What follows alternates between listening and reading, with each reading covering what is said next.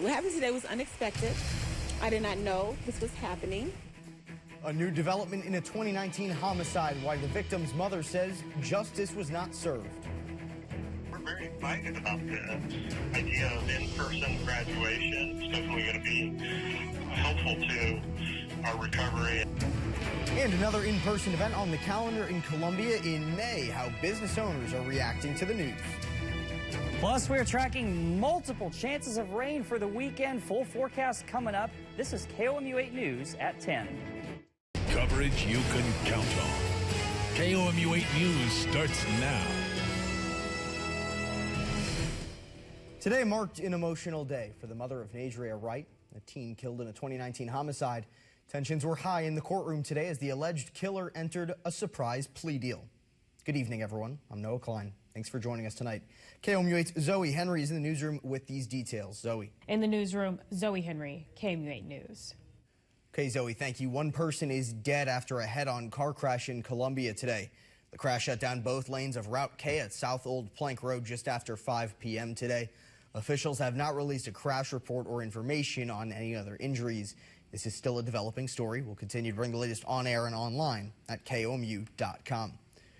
The University of Missouri is paying $16.2 million to settle lawsuits over knee surgeries performed on humans by a veterinarian.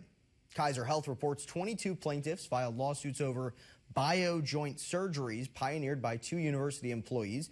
Orthopedic surgeon James Stannard and veterinarian Dr. James Cook created the procedure. It involves a complex operation to replace parts of the knee with cadaver bones or cartilage to treat arthritis or joint damage. According to court documents, plaintiffs said Stannard, the orthopedic surgeon, did not advise that the surgery had a failure rate of 86%. Showers throughout the afternoon and the evening. All right, Jacob, thank you very much. Columbia College will hold in-person graduation for its seniors with the help of MU.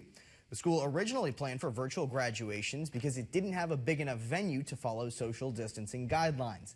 But MU offered up Mizzou Arena, and now Columbia College will hold two separate commencement ceremonies there on May 1st. Sticking with this story here, KOMU 8's Caitlin Speckider took a closer look at how this will impact local businesses. In Columbia, Caitlin Speckider, KOMU 8 News. The weekend following Columbia College's commencement will be true-false, and MU's graduation ceremonies will be the 2 weekends after.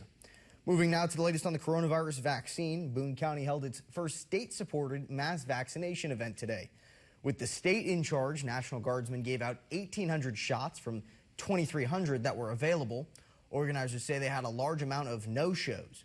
People getting the shot were excited to get their first dose of the Pfizer vaccine.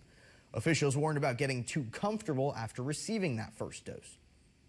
It can be really emotional for folks who are getting the vaccine who haven't seen their families or friends for a year now.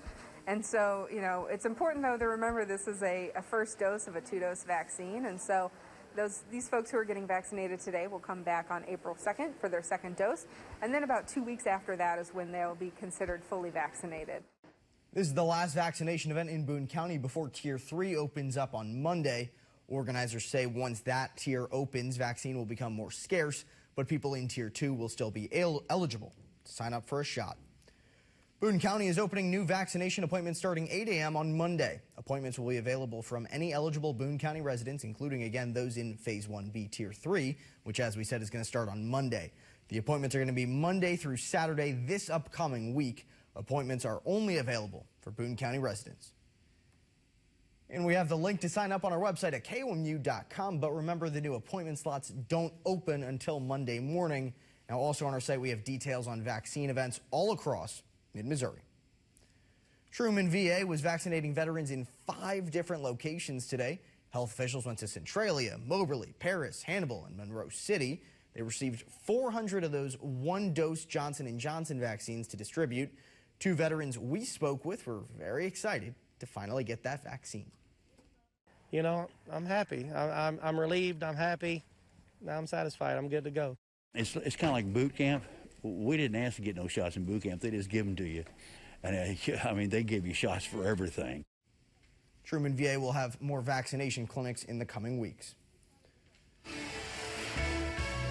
Here's what's happening right now. 1 person is dead and 2 others are injured after a rolling gun battle that led to a crash on I-270 in St. Louis County. Let's go ahead and take a live look here at a MoDOT traffic camera there near Florissant.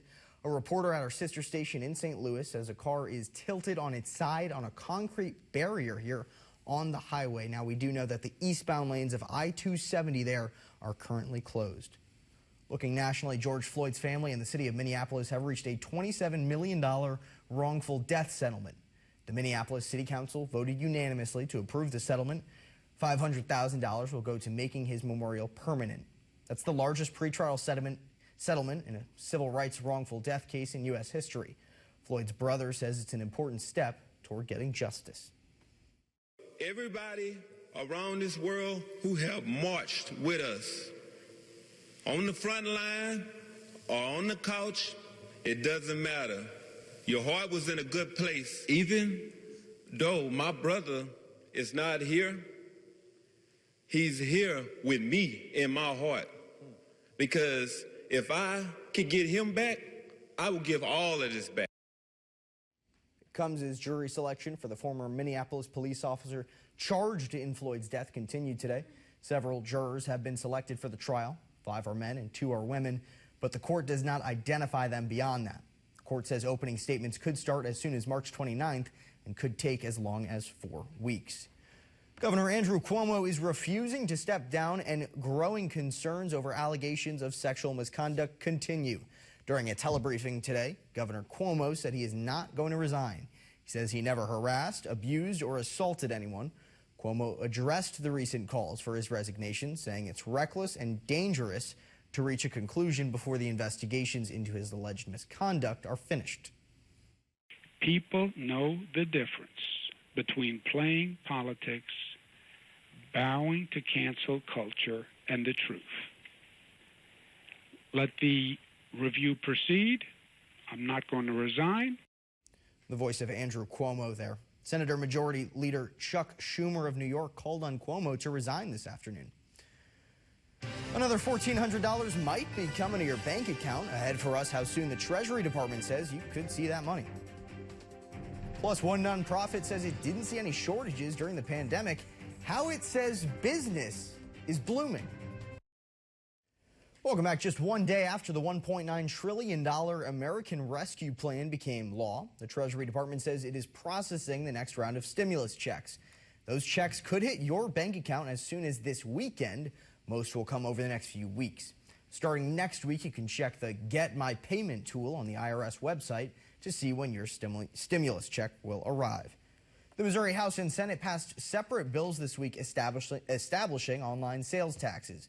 Both would use sales taxes as a template to add a use tax on purchases from online retailers. The Senate's version would require retailers to collect online sales tax for any sale in the state. The House bill would leave that up to voters in each city or county. Moberly narrowly passed a local use tax in 2013. That city's director of finance says it levels the playing field between online and local businesses. All of the online shopping and out of state, out of area shopping is still we're still going to get the benefit of it here.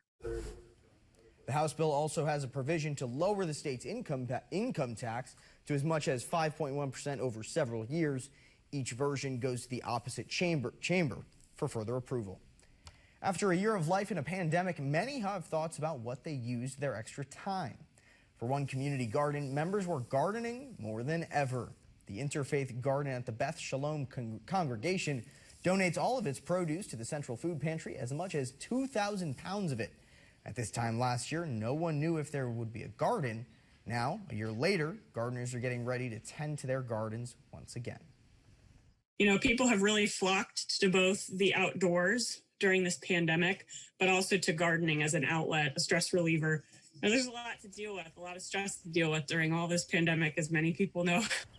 With spring a couple of weeks away, gardeners need to clean their pots and till the soil before they can plant any seeds. If you're ready, the group's Ash Street Garden will be distributing seeds tomorrow.